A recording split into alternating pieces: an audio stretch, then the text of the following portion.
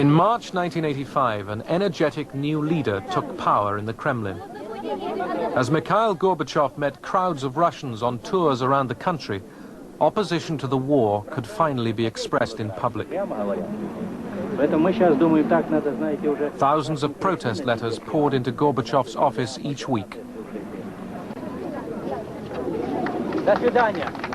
И надо было все-таки закончить эту войну. We had to finish this war, but in such a way that the Russian people would understand why tens of thousands had died and tens of thousands had become invalids. Тысячи погибших, десятки тысяч. We had to explain what it was all for. We couldn't just run away from there in shame. No. We needed to find a process. Нужен был процесс. There was an obstacle, an ideological one. It was our Vietnam syndrome. It was impossible for a great superpower to run away from this wild country, like the Americans in Vietnam. It would damage our prestige.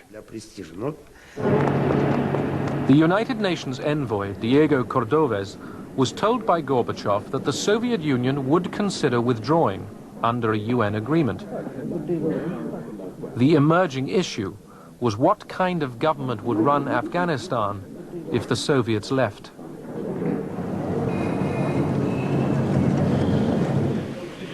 Hoping the US and Pakistan would accept a coalition friendly to Moscow, Gorbachev chose a new Afghan leader, Mohammad Najibullah.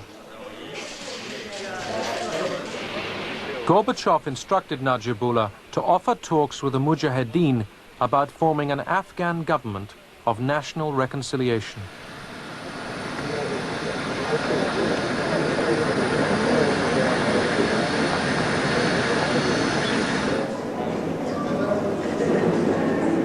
Gorbachev and his peace initiatives were applauded in Moscow, but not yet accepted in Washington. He was KGB, and he was all of the old school, and he had some very dubious associations and all the rest. He was trying to persuade the old-line communists that he was with them, and he would appoint them to various positions, and he would not make major changes in the economy or in the economic policies or in the military policies. On return from his first summit with Gorbachev, Reagan sensed Moscow wanted a deal to get out of Afghanistan. But American hardliners wanted revenge for Vietnam. Pressed by Congress, Reagan urged the Mujahideen to go for victory. It wasn't until really between about 83 to 85 that the forces in Washington who asked the question, well, maybe we can win this. Let's not put in $100 million a year worth of weapons. Let's put in $1 billion a year worth of weapons. To combat Soviet air supremacy, the United States decided to try out its latest missile, the Stinger.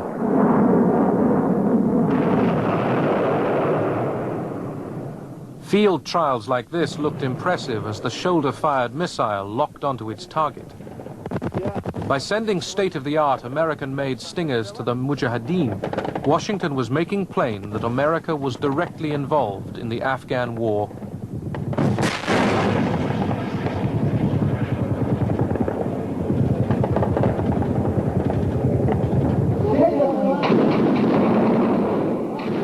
Spurred on by the increased American aid, the Mujahideen opposed a UN-brokered peace agreement that would enable the withdrawal of Soviet troops, but leave the Kabul regime in place.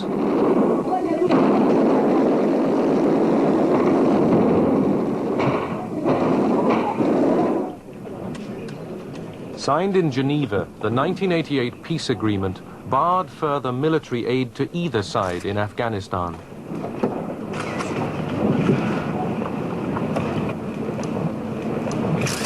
Both superpowers ignored the ban. The supply of weapons went on. The Geneva Accords did not bring peace. Our basic feeling was that what the Russians were talking about was a way to get the resistance and the opposition of the West off their back, so to speak, and that they then would be free to pursue other methods of dominating Afghanistan, and that's what we did not want to have happen. The Americans didn't want a trace of Marxism left. They wanted to install an anti-Soviet puppet regime they could control. The bleeders, or the hawks, finally won. Our reason was very simple. If you carry on giving aid, we'll carry on giving aid. In 1988, under the terms of the Geneva Agreement, Soviet troops started pulling out. But instead of peace, Afghanistan was to endure more years of... I haven't had a bad night. It's not because I'm without feeling for, or without understanding of how much agony goes along with war. It's just that this was such a contribution to the end of what was otherwise an evil that inflicted other kinds of pain on so many other people that, on balance, it was worth it. The Afghan people have become the main victims. The Afghans are now fighting each other. Of course, they have plenty of internal reasons for that. But at the same time, it's because of a legacy which started in the 1970s that they are now fighting each other with American and Soviet weapons.